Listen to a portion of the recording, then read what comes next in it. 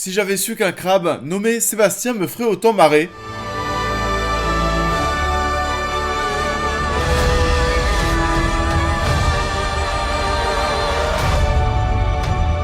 Bonjour à tous, j'espère que vous allez bien. On se retrouve aujourd'hui pour parler d'un nouveau remake live Disney. Il s'agira de La Petite Sirène, mais avant ça, un gros merci parce que oui, c'est bon, enfin, on a passé les 100 000 abonnés, donc oui, merci. On aura l'occasion de revenir sur cet événement, c'est assez drôle aussi de se dire qu'on a passé ces 100 000 abonnés, ce cap, sur une critique d'un Fast and Furious. Enfin voilà, bon, c'est n'importe quoi. La Petite Sirène, et bah vous savez quoi, on en parle. La Petite Sirène est réalisée par Rob Marshall, réalisateur de Pirates des Caraïbes 4 et du dernier film Mary Poppins. Année 1830, dans les eaux d'une île fictive aux Caraïbes, Ariel est une jeune sirène dotée d'un tempérament d'aventurière. Au détour de ses escapades à la surface, elle va tomber sous le charme du prince Eric. Et il s'agit bien sûr d'un énième remake live Disney, vous savez déjà par défaut que je suis pas forcément fan. J'y vois très peu d'intérêt parce que dans la majorité des cas, on se tape mais vraiment un copier-coller.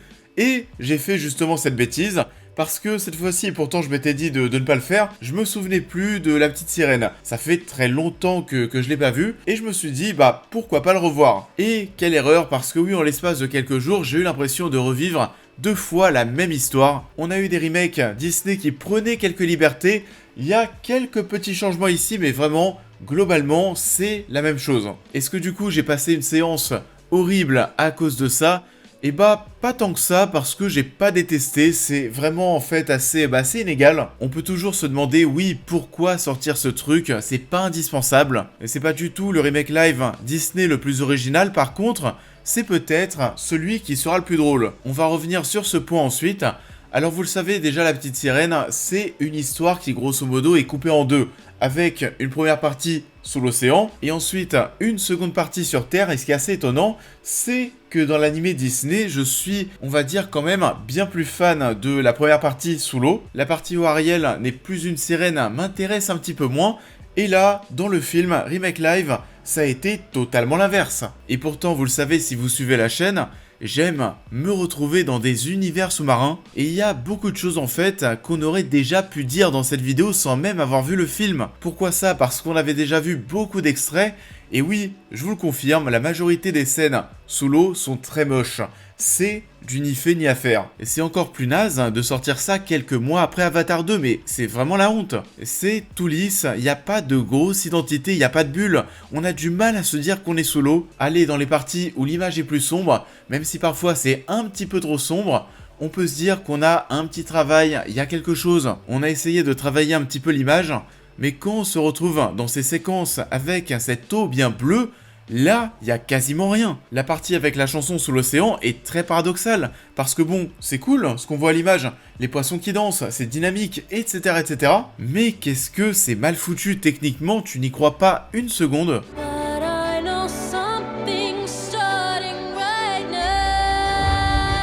On retrouve en plus quasiment le même enchaînement de scènes au détail près, c'est un peu l'ennui. Heureusement que la partie sur Terre arrive, parce que là j'ai trouvé ça plus cool, on a des petits changements et surtout on est face à une alchimie entre Ariel et Eric qui fonctionne terriblement bien. Les deux acteurs sont top, la façon dont ils se regardent, il y a à la fois beaucoup de tendresse et aussi beaucoup de questions l'un sur l'autre, c'était bien. Alors j'ai vu le film en VF pour une fois, du coup je vais avoir du mal à vous dire qui joue bien et qui joue mal au niveau des performances des acteurs, et surtout qu'en plus de ça c'est bête et dommage, mais La Petite Sirène c'est une œuvre qui se concentre, vous savez, beaucoup sur la voix d'Ariel. Cette voix qui va faire en sorte que cet homme va tomber amoureux, j'aurais bien voulu entendre la voix de l'actrice, notamment pour les parties chantées, mais bon on va faire avec, tant pis. Je peux vous dire en tout cas qu'elle fait une superbe Ariel, elle est absolument sublime, elle fait vraiment princesse Disney, il n'y a rien à dire. Vous connaissez l'histoire, mais comme elle va être muette pendant une partie de l'œuvre, le fait de voir le film en VF, c'était pas dérangeant à ce niveau-là,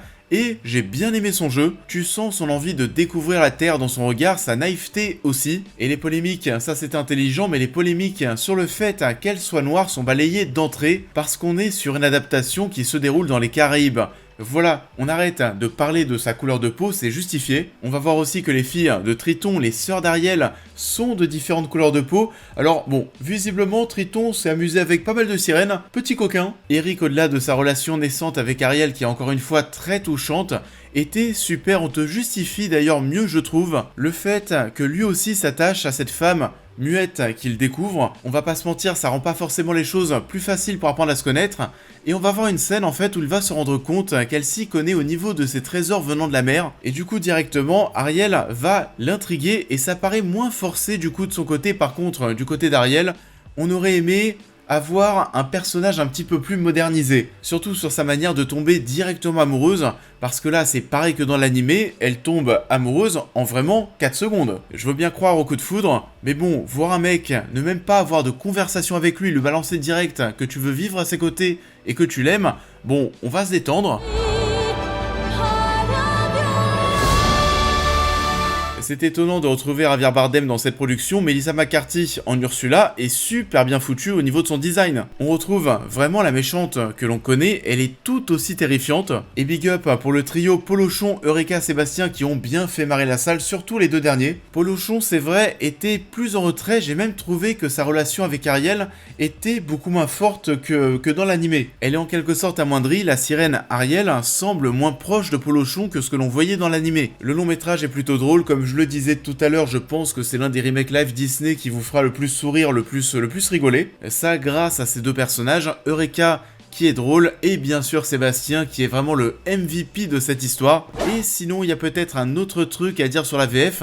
Je l'avais, il me semble, déjà dit dans ma critique d'Aladin, mais pour les chansons, les pauvres, de toute façon, il n'y a pas grand chose à faire. Vous savez que lorsque vous faites du doublage en français sur des personnes qui parlent une autre langue, c'est très difficile au niveau des mots de se synchroniser avec la bouche des acteurs. Mais quand même, lorsque les comédiens parlent, on arrive à doubler tant bien que mal.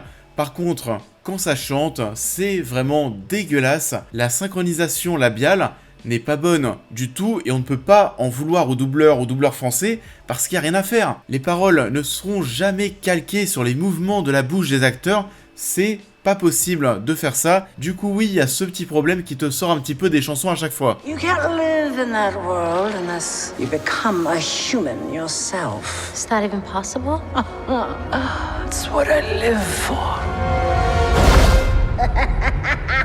Sinon, on va avoir pas mal de chansons en plus ici, des chansons qui interviennent d'ailleurs à partir de la partie terrestre. C'est plutôt pas trop mal parce que c'est vrai que lorsque tu regardes La Petite Sirène, l'animé, voilà, t'as partir là-bas, t'as sous l'océan, mais ensuite ce qui va suivre, c'est quand même beaucoup moins bien. Alors, je dis pas que les nouvelles chansons sont marquantes, loin de là. Elles sont sympas sans plus, celle d'Eric est plutôt pas mal. On essaye de faire des choses aussi un poil plus étonnantes, des choses plus fun, notamment une chanson entre Eureka et Sébastien, qui ressemble, oui, à du rap. On a retiré aussi d'ailleurs la musique qui se déroule dans la cuisine, où on cuisine les animaux marins qui n'est aujourd'hui pas très vegan friendly. On te présente de même bien plus les humains comme des chasseurs de sirènes au début, ça aussi c'est un changement. Et on en aura d'autres, comme Ursula qui va inventer une contrainte en plus dans le pacte qu'elle fait avec Ariel. Mais grosso modo, c'est la même chose, on connaît l'histoire, on a même des transitions de plans qui sont similaires. Comme par exemple la première fois qu'on va voir les deux poissons qui sont avec Ursula, on va suivre leurs yeux qui regardent Ariel en train de nager, et les deux yeux vont se rassembler, et on va se retrouver en fait dans la boule de cristal en fait d'Ursula. La même chose ici. Et la fin, le climax, c'est pas forcément ce qu'il y a de plus passionnant, parce qu'il y a de plus beau aussi, c'est très très sombre, on voit pas grand chose. La toute fin n'est pas ouf non plus, que ce soit en termes de présentation, de mise en scène. On a Javier Bardem qui revient et puis ça fait marrer la salle parce que t'as Javier Bardem en fait qui arrive à la surface et t'as presque l'impression de le voir en train de nager. Voilà, pour rester à la surface, on parle quand même de Triton, ça faisait assez bizarre, assez ridicule. Un petit peu ridicule aussi, toutes les sirènes qui vont sortir de l'eau, les sirènes et les tritons, on va te montrer que oui, il y a toutes les ethnies, il y a des noirs, il y a des blancs, il y a des asiatiques, il y a de tout sous l'eau. Et c'est la séquence un petit peu too much. Et comment ce film se clôture ? Pareil, c'est ridicule, il n'y a aucune iconisation, le tout dernier plan est nul. Mais du coup, ouais, au global, c'est assez inégal, même si c'est assez sympathique, parce qu'en vrai, il y a quand même de bonnes ondes qui se dégagent de ce projet, de bonnes ondes grâce au casting, aux personnages, on s'attache à tout ce petit beau monde, mais l'aspect technique n'est pas à la hauteur et on se plaint de plus en plus de ce point du côté de chez Disney dernièrement. On verra quel score fera La Petite Sirène au box-office, mais en tout cas, ce qui est déjà sûr, c'est que Disney ne compte pas s'en arrêter là avec ses remakes.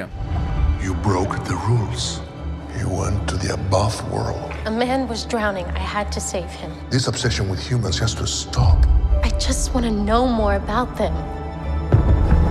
Ça en est tout pour cette vidéo, j'espère qu'elle vous aura plu comme d'habitude. Je vous invite à la liker, à la partager, à me dire en commentaire ce que vous avez pensé de l'œuvre en question, à vous abonner et à me suivre sur l'intégralité de mes réseaux pour toutes les news et réactions à l'actualité, mais aussi à devenir membre soutien si vous souhaitez soutenir mon travail. Et on va se retrouver très vite sur la chaîne pour cette prochaine critique.